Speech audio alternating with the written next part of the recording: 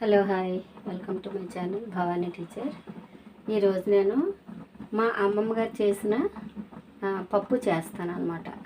ఎందుకంటే పూర్వకాలంలో చాలా రుచిగా చేసేవారు. అది నేను మీకు చేసి చూపిస్తాను ఇప్పుడు. సరే, ఇప్పుడు మనం ఏం చేద్దామంటే పసుపు, కారం, చింతపండు వేసాం కదా, పచ్చిమిర్చి, ఉల్లిపాయ. అయితే మనం ఇంకా వేయాల్సింది ఓన్లీ ఉప్పు ఒకటే అనమాట.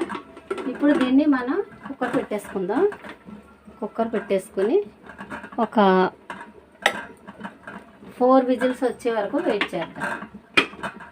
ఓకే.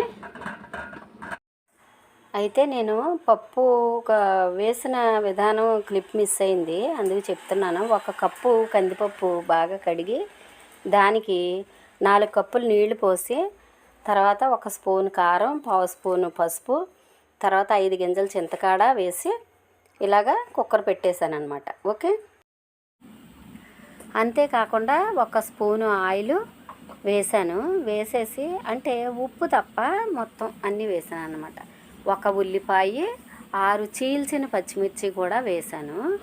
ఎందుకంటే నేను చేసేటప్పుడు తీసిన క్లిప్ మిస్ అయింది, సారీ, అందుకని చెప్తున్నాను అనమాట. అవన్నీ వేసి ఇలా కుక్కర్ పెట్టేసి విజిల్ పెట్టేసి ఒక 4 విజిల్స్ వచ్చే వరకు మనం ఉడికించుకుంటే చాలా టేస్టీ కందిపప్పు, అంటే ఓల్డ్ స్టైల్ కందిపప్పు.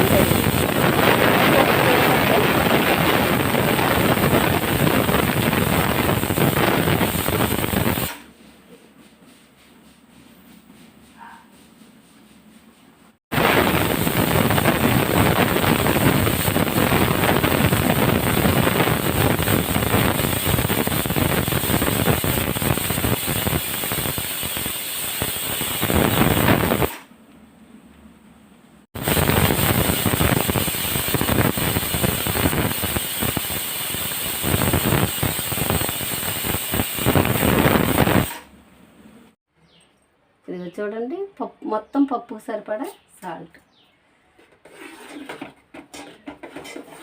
చాలా బాగుంటుంది, ఎంత రుచిగా ఉంటుందో ఇది.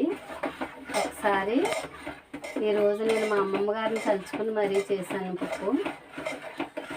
చాలా టేస్ట్గా ఉంటుంది. చూడండి, ఇలా మనం 1:4 వేస్తే కరెక్ట్గా ఇలా ఉడికిపోయింది, చూసారా. మనం ఇంకా ఏమీ ఎక్స్ట్రా వేయక్కర్లేదు అనమాట. ఉడికిన తర్వాత పోపు వేసుకుంటే సరిపోయింది కదా.